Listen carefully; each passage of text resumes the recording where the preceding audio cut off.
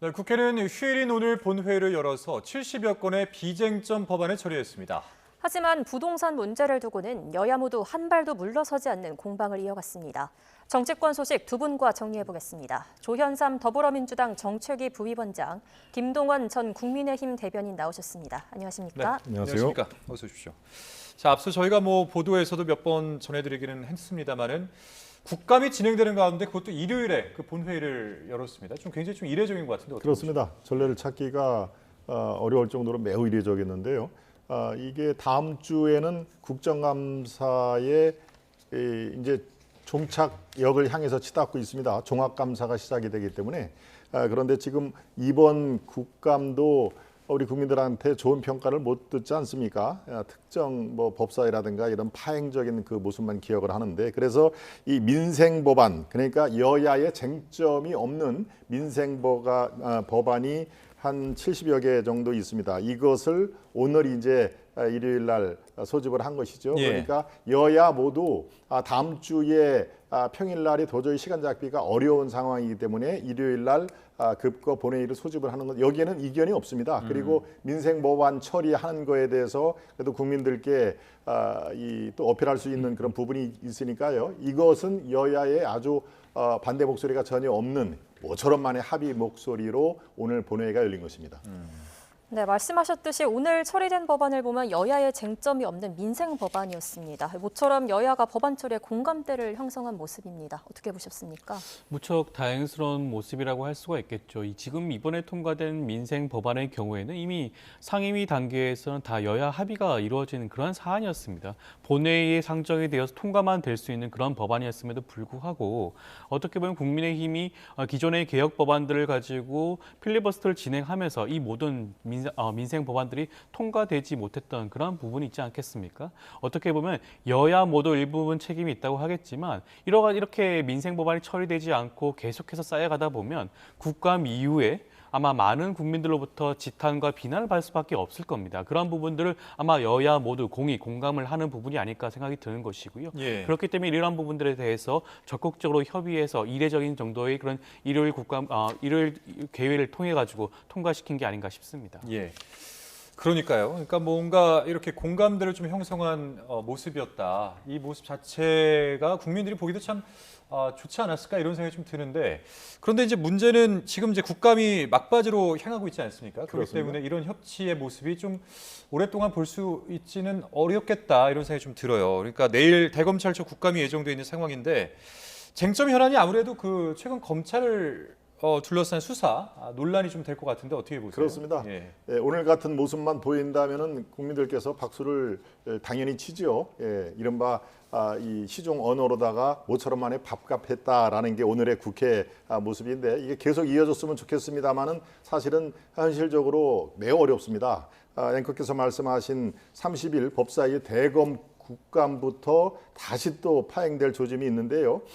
이른바 수사 외압, 쿠팡 이 퇴직금 미지급을 둘러싼 이 수사 외압 의혹, 그다음에 관봉권 띠지, 이건 건진 법사가 등장을 하죠. 예. 이 의혹 이런 것들이 검찰에 대한 무용론을 들고 나오는 민주당과 제대로 절차를 밟자라고 하는 국민의힘, 이것이 부딪힐 수밖에 없다. 또 11월 6일 날은 또 운영회가 있습니다. 국회 운영위원회 대통령실 국감, 우리 시청자 여러분 잘 아시겠지만 바로 김현지 부속실장의 출석 여부, 이거는 이번 국감 내내 이 아주 핫 이슈자 현안으로 등장한 것이기 때문에 바로 30일 법사위와 11월 6일 운영위, 이 큰 두 개의 상임위에서 격돌은 충분히 예상할 수 있다. 그래서 이번 주에 전체 종합감사도 사실은 국민들께서 보기 참 회피를 하는, 보기를 원치 않는 모습들이 아마 눈에 자주 띌 것이다. 저는 이렇게 전망을 하고 있습니다. 예, 이제 대립될 수 있는, 격돌할 수 있는 그런 포인트들을 몇 가지 좀 짚어주셨습니다. 예를 들어서 쿠팡 수사 외압 의혹, 관봉권 띠지 분실 의혹, 이런 부분들을 짚어주셨는데, 지난 정권의 그 검찰 수뇌부를 좀 본격적으로 겨냥하는 그런 상황인 것 같습니다. 예, 이제 이게 명확한 좀 규명이 필요하다고 보시는지 어떻게 생각하십니까? 그렇다고 할 수가 있겠죠. 이것을 정쟁으로 그런 식으로 표현하기 좀 부적절한 게 아닌가 싶습니다. 윤석열 정부 때 있었던 김건희 씨와 관련된 각종 의혹, 그다음에 그 서울 양평고속도로 관련된 각종 의혹, 도이치모터 수사라든가 이런 여러 가지 측면을 살펴보게 되면 검찰이 제대로 된 수사를 진행을 했는지에 대한 각종 의혹이 있지 않겠습니까? 그 부분에 대해서 이번 국감을 통해서 밝혀내야 될 부분이 분명히 있고요. 맞서 말씀하신 것처럼 쿠팡 수사 외압 의혹 경우에는 현직 부장검사가 국감 현장에서 눈물을 흘리면서까지 호소한 부분이 분명히 있습니다. 예. 그렇다고 한다면 구체적으로 이 부분이 수사 라인이 어떻게 진행이 되었는지, 그리고 쿠팡과 고위 그 검찰 관료와의 그런 유착 관계에 대해서 어떤 의혹이 있는지에 대한 해명이라든가 여러 부분들을 살펴봐야 될 필요성이 분명히 있다고 하겠죠. 이렇다고 한다면 이번 그 국감장에 있어서만큼은 국민들의 눈높이에 맞는 그런 해명을 검찰이 할 필요성이 있다고 보여지는 것이고요. 이것은 검찰에 대한 공격이 아니라 검찰을 정상화하는 과정이다라고 말씀을 드릴 수 있을 것 같습니다. 한편 정성호 법무부 장관은 이 쿠팡 외압 의혹과 관본권 띠지 분실 의혹 이 두 사건에 대해서 상설 특검을 이제 결정을 했습니다. 현재 3개 특검이 돌아가고 있고 이것까지 합하면 4개의 특검이 되는 건데 이 특검 수사 필요성에 대해서 어떻게 보십니까? 글쎄요. 이게 정말 사상 초유의 일이 늘 일상화처럼 돼 있는 뉴노멀 형상이 특히 민주당 집권한 이후에 거의 매일 반복이 돼 있습니다. 바로 11월 중순부터는 사상 초유의 4개 특검이 이제 가동이 되는 그런 현상이 빚어지고 있는데요. 상설 특검은 우리가 지금 현재 3개의 특검과 달리 법무부 장관이 판단을 하면은 그냥 그 상설 특검이 진행이 됩니다. 예. 국회 본회의 의결과 법무부 장관 판단 이 2개가 되는데요. 지난 세월호 때, 즉 2021년도에 세월호 특검은 국회 본회의 의결로 이게 상설 특검이 열렸는데 바로 법무부 장관 정성호 장관의 상설 특검 가동 지시로 열린 처음 있는 일입니다. 이게 상설 특검이 말이 좋아서 상설 특검이지요. 사실은 이율 배반적인 그런 이 성격이 있습니다. 즉 이게 지금 수사검사의 외압 이 핵심 포인트 아닙니까? 바로 이런 걸 수사를 하라고 이 공수처가 만들어진 겁니다. 고위공직자 범죄수사처가 만들어진 건데요. 공수처가 버젓이 있는 상태에서 다시 또 상설특검, 이 상설특검도 이재명 대통령이 지난 23일 수석 보좌관 회의에서 한 얘기가 발단이 된 거 아니겠습니까? 즉 사정기관이 사건을 조작을 해서 국가 질서를 어지럽힌 그 일이 지금 발생하고 있다라고 사실상 상설특검을 지시를 한 것입니다. 예. 그것을 이 법무부 장관이 바로 받아서 그 다음 날 24일 날 결정을 한 것인데요. 바로 이렇게 공수처에서 처리할 수 있는 것을 상설특검을 한다. 여기에 세금이 들어가고 인력이 들어갑니다. 그리고 수사, 기소, 분리를 하겠다는 지금 민주당의 대원칙에 반하는 거 아니겠습니까? 특검하면은 이제 기소도 특검이 다 이 가동을 해야 되는데요. 바로 이 앞뒤가 안 맞는 그런 그 절차를 지금 가속도를 붙이고 브레이크 없는 질주를 하고 있다. 그래서 지금 국민의힘이 국민과 함께 우려를 보내는 것입니다. 네, 그러니까 4번째 특검이 가동되기까지 어떤 일련의 그 개요에 대해서 조금 짚어주셨는데, 그러니까 야당에서는 그런 것 같습니다. 지방선거, 그러니까 내년에 이제 선거가 있다 보니까 이 선거를 겨냥한 선거용 특검이다, 뭐 이런 입장을 취하는 것 같은데 민주당 입장은 어떨까요? 글쎄 선거용 특검이라기보다는 지금 밝혀지고 있는 각종 의혹에 대해서 국민들의 그런 의혹이 해소되지 않은 부분이 분명히 있지 않겠습니까? 관본권 띠지 의혹도 마찬가지예요. 지금 우리나라에서 대표적인 금융 관련 수사를 담당한다고 할 수가 있는 서울 남부지검 검사들이 관본권, 그 누가 가지고 있던 겁니까? 건진법사예요. 지금 지난 김건희 씨와 관련된 가장 측근으로 불리는 건진법사의 자택에서 발견된 관본권이라고 하는 것은 어떻게 보면 개인이 소유할 수 있는 물건이 아닙니다. 그럼에도 불구하고 이 관본권과 관련된 띠지가 훼손되었다. 증거 관리 이렇게 소홀히 한다는 것이 도저히 납득이 되지 않는 부분 아니겠습니까? 그럼에도 불구하고 대검 감찰 결과는 어땠나요? 단순 과실로 처리를 했습니다. 도저히 납득할 수 없는 부분이 있기 때문에 이 부분에 대해서는 실질적 진실을 밝히기 위해서 상설특검이 반드시 필요한 부분이라고 할 수가 있겠고요. 쿠팡 외압 의혹도 마찬가지예요. 예. 쿠팡과 관련된 압수수색 영장이 사전에 유출되는 의혹도 있습니다. 이 모든 것을 검찰 내부 감찰 단계만으로도 만족시킬 수 없는 부분이 분명히 있죠. 그렇다고 한다면 부득이 특검을 진행할 필요성이 있는 것이고요. 특검 인력이 일부 차출된다고 해서 다른 형사 사건의 진행이 많이 늦춰진다라든가 지연된다라는 그런 것들은 좀 침소붕대하는 그런 경향이 있을 수밖에 없는 부분입니다. 지금 현재 현실적으로 수사 인력은 경찰 단계에서 통해서 많은 수사가 진행이 되고 있는 것이고요. 검찰 입장에서 이 부분에 대해서 보완 수사 지시라든가 요구, 그다음에 기소 여부를 담당하고 있는 것이거든요. 그렇다고 한다면 충분히 특검을 진행한다고 하더라도 수사 진행에 뭐 차질이 발생할 가능성은 낮다라고 보여지고요. 또 앞서 대변인께서는 검사가 지금 수사와 기소가 분리되었는데 특검에 차출하는 것은 잘못된 거 아니냐라는 지적을 하셨는데 이것은 잘못 오해하시는 거예요. 지금 우리 검찰 개혁의 일부분은 수사 기소 분리 맞습니다. 그렇지만 지금 검찰 내부에 있는 수사 인력은 중수청을 만들어서 그것으로 분리시킨다는 거예요. 검사가 기소도 할 수가 있고 수사도 할 수가 있는 겁니다. 그 부분에 대한 오해는 없었으면 좋겠습니다. 네, 방금 부위원장님께서 일반 수사 인력에 뭐 차질이 없을 거다 이렇게 말씀을 하셨는데 지금 가동 중인 세계 특검에 100명이 넘는 검사가 파견돼 있는 상황이거든요.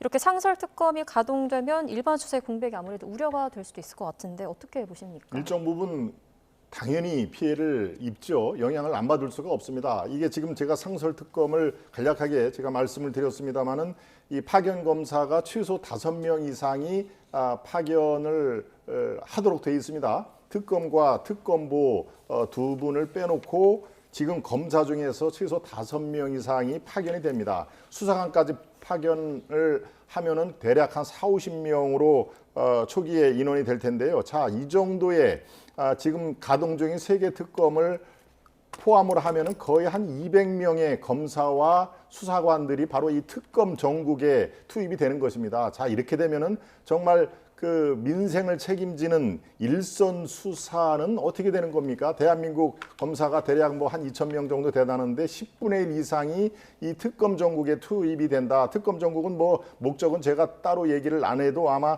시청자 여러분들이 충분히 아시겠습니다. 바로 이렇게 검찰개혁, 사법개혁의 최대 목표는 바로 억울한 국민이 한 명이라도 나와서는 안 된다라는 것을 이재명 대통령도 늘상 강조를 하는데요. 바로 이렇게 내년 지방선거에 영향을 미치든 안 미치든 그거는 이제 따로 별도로 논의를 하겠습니다만은 바로 이렇게 일선 수사, 민생과 관련되는 국민 그 생사와 생존과 이 생활에 관련되는 수사에 이 영향을 안 받는다? 글쎄요. 이것은 뭐 그거에 동의할 수 있는 국민들은 거의 없다고 저는 뭐 자신 있게 말씀을 드리겠습니다. 김현지 제1부속실장의 국감 출석 여부도 이제 계속해서 지금 관심을 모으고 있는데 현재 그 국민의힘에서는 이제 거의 모든 상임위에 김현지 실장 출석을 요구하고 있는 상황이거든요. 그러니까 이게 이제 어떻게든지 좀 매듭은 지어져야 될 텐데 어떻게 매듭을 좀 지을 수 있을까요? 국민의 입장에게 달려 있는 게 아닌가 싶습니다. 국민의 입장에서 지금 김현지 부속실장을 부르려는 의도가 과거 총무비서관 시절에 그 부분에 대해서 질의를 하려는 것이 아니지 않겠습니까? 이재명 대통령에 대한 흠집 내기, 그다음에 이런 것을 정쟁화시켜서 이재명 정부를 공격하고자 하는 하나의 그런 계기로 삼고자 하는 그런 정치적인 의도가 다분하기 때문에 김현지 부속실장의 출석 여부가 이와 같이 논쟁거리가 될 수밖에 없는 것 같아요. 만약에 운영위 차원에서 김현지 부속실장이 총무비서관 당시에 했던 관련된 업무 수행과 관련돼서 그런 질의로 한정을 한다고 한다면 저는 언제든지 출석의 가능성이 있다고 보여집니다. 그 밖에 지금까지 구체적인 그런 증거도 제대로 제시하지 못하고 있는 각종 그런 의혹에 대해서 질의를 하겠다고 한다면 과연 출석할 필요성이 있을까라는 것을 묻지 않을 수가 없을 것 같습니다. 어떻게 생각하십니까? 예, 김현지 부속실장의 출석 이것은 민주당의 뜻이 있었으면 또 대통령실에서 긍정적으로 생각하면 벌써 타결이 됐겠죠. 저렇게 이 편법으로 부속실장으로 급거 인사를 단행하면서까지 몸을 숨길 필요가 뭐가 있겠습니까? 저는 뭐 출석은 난망하다고 보여집니다. 부속실장의 출석이 전례가 없다라는 이제 그 핑계를 대겠죠. 그렇다면은 바로 총무비서관의 출석 전례가 있기 때문에 총무비서관에서 부속실장으로 보직을 변경한 거 이거는 아마 눈 가리고 아웅하다는 그런 그 말이 딱 적합한데요. 지금 뭐 이 시중에는 별별 그 김현지 부속실장에 관련된 유튜브라든가 아니면 설이 너무나 많습니다. 이것은 그 민주당의 또 이재명 그 정부의 초기 개혁 동력에도 매우 이거 위험한 상태입니다. 이렇게 떳떳하게 나와서 질의에 응답을 하고 그래야 이 파문이 가라앉지 않겠습니까? 언제까지 이렇게 몸을 숨기고 실드를 쳐서 될 문제가 저는 아니라고 봅니다. 그러니까 이번에 당당히 임해서 한 길어야 1시간 아니겠습니까? 질의와 응답을 거쳐서 정말 너무나 많은 그 의혹에 휩싸인 베일에 쌓인 이른바 김현지 아바타를 우리가 좀 투명하게 하는 작업이 대한민국을 위해서도 훨씬 좋다 이렇게 말씀을 드립니다. 국민의힘 입장에서는 과거 국정농단 세력들을 많이 봐왔죠. 과거 박근혜 정부 때도 마찬가지였고요. 지난 윤석열 정부 때도 김건희 씨가 사실상 V0란 말이 많지 않았겠습니까? 그렇다 보니까 지금 김현지 실장에 대해서 그러한 프레임을 씌우고자 노력을 하는 것으로 보여지는데요. 이재명 정부가 출범한 지 5달도 채 되지 않았습니다. 과연 총무비서관으로서 부속실장으로서 김현지 실장이 어떠한 역할을 했다는 것이 좀 구체적으로 그 부분에 대해서 좀 말씀을 하시는 게 온당치 않나라는 생각이 들고요. 그 부분에 대해서 구체적인 그런 의혹이라든가 혐의가 있다고 한다면 당연히 민주당 입장에서도 김현지 실장을 국감장에 불러서 그 부분에 대해서 함께 질의할 수가 있을 겁니다. 그럼에도 불구하고 단순히 정쟁화 삼기 위한 목적이 다분히 보이고 있기 때문에 이 부분에 대해서는 쉽게 동의할 수 없는 부분이라는 부분을 말씀을 드리고 싶습니다. 한 가지만 딱 보완을 좀 드릴까요? 정쟁이라고 이제 말씀을 하셨는데 자, 부분적으로 여기까지만 듣겠습니다. 네. 이 문제에 대해서는. 예. 네. 예, 부분적으로 제가 이해는 합니다만은 한 사례만 들겠습니다. 지난번에 그 여가부 장관 강선호 장관의 사의를 누가 먼저 통보를 했죠? 바로 지금 문제의 김현지 실장이 그만두시는 게 좋겠습니다라고 했다는 거 아니겠습니까? 이거는 민주당에서도 부인을 하지 않으니까요. 바로 장관 인사에도 개입할 정도였으니 그 외에 바로 대통령 바로 밑에 실권자다라는 얘기가 그래서 나오는 건데요. 이런 것들 옛날 성남 얘기를 따지자는 게 아닙니다. 지금 현재의 대통령실이 특정인을 중심으로 가동되는 게 이거 위험 신호 아니냐라는 것은 당당히 따져 물을 수가 있는 것이거든요. 그런데 그것을 너무 지나치게 회피하다 보니까 지금 눈사람이 너무 커졌다 하는 그런 얘기를 안 드릴 수가 없습니다. 그러니까 바로 이 김현지 사태의 이 발단은 그것을 캐묻는 국민의힘 야당이 아니라 그것을 감추려고 하는 여당 책임이 훨씬 큰 거 아니냐라고 많은 국민들이 생각을 하실 거로 봅니다.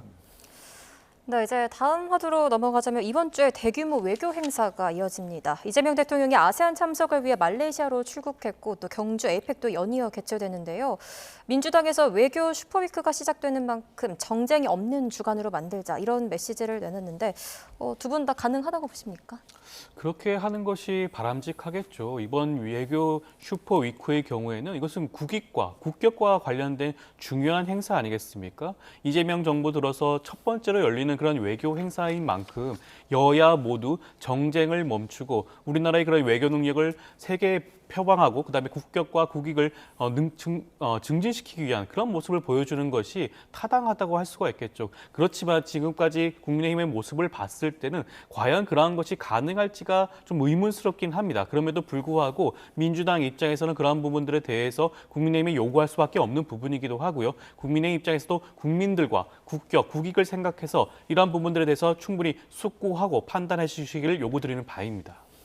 예, 정쟁 없는 주간으로 만들겠다. 이 원칙에는 동의를 당연히 합니다. 외교에 여야가 없다, 국익 중심이다라는 것은 당연히 여당으로서 추진을 해야 되고요. 야당은 또 국익을 위해서 서포트를 할 것은 당연히 서포트를 합니다. 그 원칙에 대해서는 추호도 어떤 의심할 여지가 없습니다만은 글쎄요. 이게 이렇게 얘기를 하고요. 정청래 민주당 대표가 불과 며칠 전에 최고위원회에서 무슨 얘기를 했습니까? 바로 또 위원 정당 해산은 시간 문제라는 얘기를 했습니다. 내란 정당, 내란 척결이라는 얘기를 바로 수시로 얘기를 하면서 이 정쟁 없는 외교 주간이다라고 얘기를 하면은 글쎄요, 앞뒤가 바뀐 거 아닐까요? 먼저 이 부동산 문제에 대해서는 입도 뻥끗 열흘 동안에 안 한 것처럼 야당 비판 그리고 이른바 내란 프레임을 바로 일주일만이라도 수덥을 했으면은 바로 이 진정성을 느끼겠습니다만은 수도 없이 계속 얘기를 하면서 다음 주는 정쟁 없는 외교 주간으로 갑시다라고 하면은 글쎄요, 그걸 고개를 끄덕일 그럴 그 국민들은 저는 많지 않다 이렇게 봅니다. 예, 알겠습니다. 자, 그리고 갭 투자 논란을 일으켰던 이상경 차관 사퇴를 했죠. 자, 그럼에도 부동산 민심은 심상치 않은 상황입니다. 부동산 대책과 관련해서 민주당은 발언 자제령을 내리게 되는데요. 오늘 여야 의원총회 발언부터 보고 오겠습니다.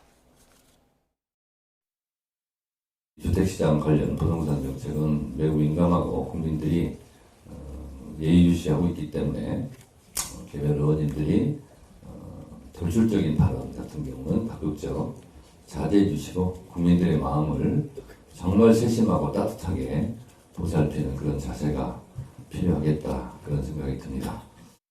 본인들은 누릴 것 다 누리면서 내 집을 가지겠다는 사소한 꿈 또는 소소한 꿈, 더 나은 집으로 이전을 원하는 소소한 서민들의 꿈, 이를 넘볼 수 없는 욕망으로 낙인 찍고 나는 되지만 너희는 안 된다 라고 하면서 주거 사다리를 걷어차는 것은 위선이고 죄악입니다. 네, 이렇게 부동산 설화로 곤혹을 겪은 여당은 돌출 발언을 자제하라는 함구령을 내렸습니다. 야당은 여당을 향해 내로남불 공세를 더 강화하는 모습이죠. 일단 부동산 대책이라는 것에 대해 살펴보게 되면 사실상 심리도 함께 얽혀 있는 부분도 있지 않겠습니까? 그런 측면에서 이번에 이상경 차관의 그런 실언에 대해서는 대통령실 입장에서 이 부분에 대해서 엄중하게 살펴보고 사실상 문책성 경질에 부합할 정도의 그런 사임서를 받게 되었죠. 면직 절차를 밟게 되었는데 그렇다고 한다면 더 이상 이제 여야는 이 부분에 대해서는 정쟁을 멈추고 건설적인 대화를 통해서 어떠한 부동산 대책이 국민에게 더욱더 실효적으로 다가갈지를 논의를 하는 그러한 장을 마련해야 되지 않겠습니까? 그럼에도 불구하고 지금 국민의힘 입장에서는 이것조차도 정쟁화 삼아서 여당과 정부를 공격하는 하나의 도구로 삼고 있는 그런 의도가 다분하기 때문에 그 부분을 지적하지 않을 수가 없는 것이고요. 부동산 대책이라는 것은 수요 억제뿐만 아니라 공급도 반드시 필요한 부분이고 조만간에 이 부분에 대해서도 구체적이고 세밀한 공급 대책이 마련되고 발표될 예정으로 있습니다. 그렇다고 한다면 수요 억제와 공급 대책을 아울러 살펴보게 된다면 국민들의 눈높이에 맞는 그러한 대책인지를 충분히 논의하고 살펴볼 수 있지 않을까 싶습니다. 장동혁 국민의힘 대표가 이 부동산 6채를 갖고 있다는 사실이 알려지면서 민주당도 이틀째 역공에 나섰습니다. 한번 들어보겠습니다. 부동산 6채를 소유하고 있지만 모두 다 실거주용이었습니다. 다만 한 채만 저희 장모님께서 월세를 통해서 생활하기 위해서 실거주가 아닌 아파트를 한 채 가지고 계십니다. 그리고 시골의 아파트와 나머지 것을 다 합하더라도 아파트 그리고 주택 가격의 총 합산액이 8억 5천 정도 됩니다. 혹시 장동혁 대표님의 6채 8억 5천만 원이 실거래가입니까? 아니면 공시가격입니까? 내일이면 언론에 의해 금방 밝혀질 것이니 오늘이라도 혹시 공시가격에 의한 것이라면 스스로 사실을 밝혀주시기를 요청드립니다. 장동혁 대표는 국회의원 주택 보유 현황 전수조사에 대한 제안에 응답하시기 바랍니다. 장동혁 대표는 본인 명의의 6채 부동산이 대부분 실거주용이고 합산액이 8억 5천만 원 정도라고 밝혔습니다. 그러면서 애먼매서 삽질하고 있다. 부동산 삽입로부터 사퇴하라 이런 입장인데요. 네, 지금 저 박수현 민주당 대변인이 거래가냐 공시지가냐 밝혀라라고 하는 그런 거에 제가 참 그 실소를 금치 못하겠습니다. 이 문제의 이 핵심은요, 바로 고가 비싼 집에 사느냐 안 사느냐, 또 집이 몇 채냐, 너무 많은 거 아니냐, 사실 그게 아니지 않습니까? 지금 저 장동혁 대표 얘기를 해도 다 합쳐도 8억 5천만 원이다. 이 민주당의 원내대표 잠실의 장미 아파트 한 채하고 그러면 이 다주택이 문제가 되면은 바꿀 용의가 있다. 바로 이런 데서 핵심은 거기에 있다는 거 아닙니다. 우리 국민의힘이 지금까지 부동산 관련된 게 비싼 집에 산 거를 비판한 적이 없습니다. 그리고 다주택 집이 몇 채가 있는 것을 그 자체로 비난하지 않습니다. 적법한 절차라든가 이런 거를 더 강조를 한 것이고요. 그래서 본인들은 바로 경매, 딱지, 갭투자, 바로 이런 그 편법을 일삼는 상태에서 고가 주택을 매입한 후에 사다리를 탁 걷어차고 있지 않습니까? 그래서 지금 저 백드롭에 나는 되고 너는 안 된다라고 하는 얘기가 그래서 나오는 것입니다. 바로 이 내로남불이 부동산에 그대로 적용이 되는 게 이 사태의 핵심인데요. 지금 자꾸 저렇게 뭐 6채인데 실거래가를 밝혀라라고 하는 것은 자꾸 이 핵심을 비껴나가는, 그래서 국민들로 하여금 헷갈리는 전법을 구사하는 거 아니냐, 저는 그렇게 생각을 하고요. 본인들의 내로남불, 이게 바로 국민들의 어떤 그 심기를 매우 불편하게 만들고 있다라는 것이 국토 1차관의 해고에서 드러납니다. 지금까지 뭐 교육부 장관이라든가 인사혁신처장의 그 숱한 망발에 가까운 실언에도 경질을 하지 않았습니까? 그런데 바로 국토부 1차관의 경질은 이게 국민들의 어떤 분노로 지금 이어지고 있구나라는 그 이른바 아뜨거라고 하는 그런 상황을 맞닥뜨리고 저는 그 경질을 했다라고 보기 때문에요. 예. 그 민주당이 점점 지금 수렁에 빠지고 있다라고 저는 진단을 해봅니다. 네. 그러니까 민주당에서는 이제 국회의원들의 주택 보유 전수 조사를 하자 이제 이렇게 제안을 하기도 했는데, 그러니까 이렇게 이제 여당이 국민의힘 지도부의 부동산을 고리로 뭔가 이제 역공에 나서는 모습. 근데 이제 아까 말씀하신 게 이제 부동산으로 시작된 어떤 그 대립이 지금 계속 이어지고 있는 것 아닌가. 이제 그만 멈춰야 된다. 이거랑 좀 다른 이야기 아니겠습니까? 일단 뭐 정쟁화를 시작한 것을 제가 물론 탓을 하기보다는 예. 국민의힘이 시작한 게 맞죠. 이런 부분에 대해서 이상경 차관이라든가 고위 공직자가 어떻게 보면 과거에 어떻게 재산을 형성했는지, 부동산을 가지고 냈는지 부분에 대해서 사실상 메신저를 공격하지 않았겠습니까? 부동산 대책에 대해서 지적을 해야죠. 지금 이재명 정부가 하고 있는 수요 억제 대책에 대해서 어떠한 부분이 문제가 있는 것인지, 공급 대책이 미진한 부분이 어떠한 부분이 미진한 부분인지, 대출 규제가 어떠하게 피해를 주는 부분인지에 대해서 지적을 해야 되는데, 그럼에도 불구하고 사실상 메신저를 공격하면서 이 부동산 정책에 대한 흠집내기에 나선 거 아니겠습니까? 그러다 보니 민주당 입장에서도 장동혁 대표의 6채를 부분을 지적하지 않을 수가 없는 것이고요. 저는 근데 6채 부분만큼은 장동혁 대표가 해명을 해야 될 부분이 분명히 있는 것 같습니다. 이번 부동산 대책은 실소유자와 실거주자에 대한 를 위한 그런 시장 안정화 대책이라고 할 수가 있는데, 과연 장동혁 대표가 실제로 6채의 아파트 그리고 4채의 아파트에 대해서 실제로 거주할 수가 있는 건가요? 요일별로 뭐 실제로 그런 아파트들 돌아다니면서 거주를 한다는 것인가요? 그리고 4채의 아파트에 대해서 6억 6천만 원이라고 주장을 했는데, 지금 최근 보도에 따르면 구로 아파트만 하더라도 7억 원대의 거래가 되고 있다고 합니다. 그렇다고 한다면 본인 해명 자체가 거짓인 거예요. 어떻게 야당 제1야당 대표의 입에서 이런 거짓 해명이 나올 수가 있는 것인지, 이 부분에 대해서도 장동혁 대표가 다시 한번 숙고해야 될 부분이 아닌가 생각이 듭니다. 네, 이 공방에 이제 개혁신당 이준석 대표까지 참전했습니다. 민주당의 공세에 대해서 이준석 개혁신당 대표가 뜬금포 비판이라고 꼬집었는데 어떻게 보셨습니까? 네, 이준석 개혁신당 대표가 국민의힘을 작정하고 들었다라고 보기는 어렵고요. 이것을 지금 국민의힘과 민주당의 부동산 논쟁, 이거에 대해서는 객관적으로 판단을 하면은 저렇게 얘기를 할 수밖에 없을 겁니다. 마으바웃하고 타는 사람들이 경차, 중형차, 용달차 한 대 있는 사람을 공격하는 형국이다. 지금 얘기가 그렇지 않습니까?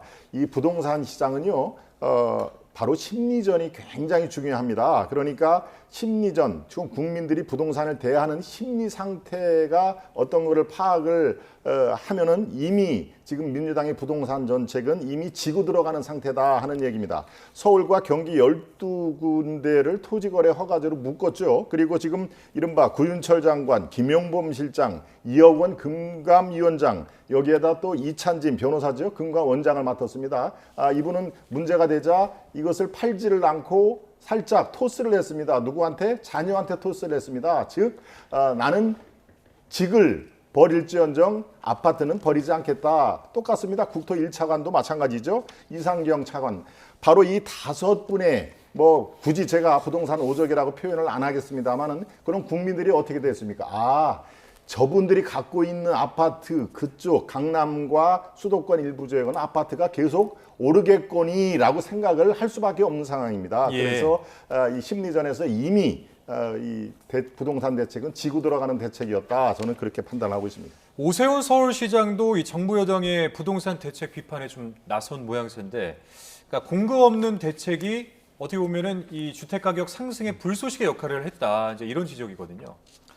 이미 지난 부동산 대책을 통해서 공급 계획을 이재명 정부가 밝힌 바가 있죠. 올 연말 전까지 구체적인 공급 대책안을 시, 군, 구별로 따져서 발표하겠다는 거 아니겠습니까? 저는 부동산 대책이라고 하는 것은 수요 억제와 공급 대책에 대해서 아울러 살펴봐야 될 부분이 분명히 있다고 보여지는 것이고요. 일단 선제적으로 부동산 가격이 급상승하고 있는 것이고 더 이상 올라가게 된다면 잡을 수 없는 지경에 이를 수가 있기 때문에 예. 선제적으로 수요 억제 대책을 마련했다고 보여지는 것이고요. 추후에 나올 공급 대책과 함께 살펴보고 평가에도 늦지 않다라는 말씀을 좀 드리고 싶고 오세훈 시장의 경우에는 과거 본인이 토지거래 허가제를 완화시키면서 서울 강남을 중심으로 한 부동산 가격을 폭등시킨 장본인 아니겠습니까? 그런 오세훈 시장이 이와 같은 부분을 지적하는 것에 대해서는 사실 앞뒤가 맞지 않는 그런 주장이 아닌가 싶습니다. 예, 그러니까 이제 방금 말씀하셨던 그 질문에 대한 좀 답변을 좀 듣고 싶은데, 그러니까 민주당에서는 오히려 이제 오세훈 시장을 아파트 상승 원인으로 지금 지목을 하고 있는 겁니다. 그러니까 말씀하셨던 것처럼 토지거래 허가제 완화 이 자체가 이제 서울 집값의 상승의 원인이다 이렇게 이제 말씀하고 계시는 네, 건데요. 그렇습니다. 인정합니다. 지난 그 4개월 전에 바로 강남구, 서초구, 서울 지역의 토지거래 허가제를 일시 풀었죠. 그래서 기다렸다는 듯이 바로 이 투기 세력들이 또 잠입을 해서 급등한 사례가 있습니다. 그런데 그 급등한 것을 가만히 두고 팔짱을 끼고 보지를 않았죠. 바로 이게 잘못된 판단이었구나라고 바로 또 복원을 시켰지 않습니까? 그래서 부동산 시장이 강남을 중심으로 상당히 출렁거리는 것은 당연히 있던 현상이고요. 이것을 바로 잡으려고 하고 조치를 취했는데요.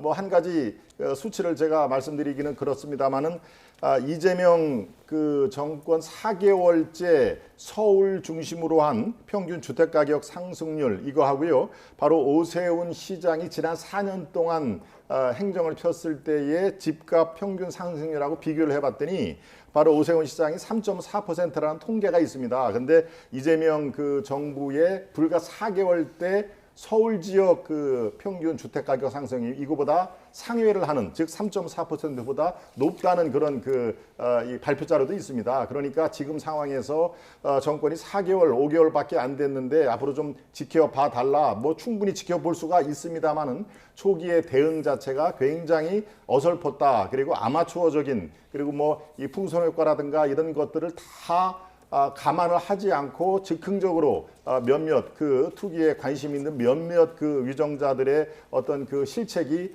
국민들을 좀 분노케 하고 있다. 뭐 이것으로 지금 깔끔하게 정리를 할 수가 있는 상황으로 저는 판단을 하고 있습니다. 예. 네, 지금 민주당은 부동산 민심을 예의주시하고 있는 모습입니다. 정부가 추가로 거론한 보유세 인상카드에 제동을 걸었고 또 당 일각에서는 재건축 초과이익 환수제 완화 주장이 나오고 있거든요. 아무래도 정부의 부동산 대책과는 조금 결이 다른 목소리가 나오고 있는 것 같은데 당정 갈등이 재현될 우려는 있다고 보십니까? 그래서 이재명 정부 들어서 당정 갈등이라고 하는 일은 저는 발생하지도 않았고 앞으로도 발생할 일은 없다라는 말씀을 좀 드리고 싶고요. 부동산 대책이라고 하는 것은 우선적으로 정부가 이 부분에 대해서 대책을 준비를 하고 마련을 한 다음에 당이 이 부분을 뒷받침하는 그러한 얼개로 구성이 되지 않겠습니까? 그러한 부분을 살펴보게 되면 일단 부동산 대책에 대한 정부의 입장을 살펴보고 당은 이를 뒷받침하는 구조도 앞으로 이어질 것으로 보여지고요. 어떻게 보면 지방선거를 앞두고 부동산의 그런 수요를 억제하는 이러한 대책을 내는 것을 살펴보게 되면 사실 선거에는 전혀 도움이 되지 않은 그러한 정책입니다. 그럼에도 불구하고 이러한 정책을 발표를 하고 이를 당이 수용했다는 것 자체가 어떻게 보면 부동산 대책에 대한 진정성을 보여주는 게 아닌가 싶고요. 그리고 각종 보유세라든가 이런 부분들에 대해서 살펴보게 되면 추후에도 충분히 논의할 수 있는 부분입니다. 보유세에 대한 그런 필요성도 분명히 있는 부분도 있고요. 보유세가 지나치다는 주장도 분명히 있습니다. 이 부분에 대해서만큼은 추가적으로 당정 간의 협의를 통해서 결정할 수 있는 부분이 아닐까 싶습니다. 네, 알겠습니다. 오늘 말씀 여기까지 들어보겠습니다. 지금까지 조현삼 더불어민주당 정책위 부위원장, 김동완 전 국민의힘 대변인과 함께했습니다. 오늘 출연 고맙습니다. 고맙습니다. 네.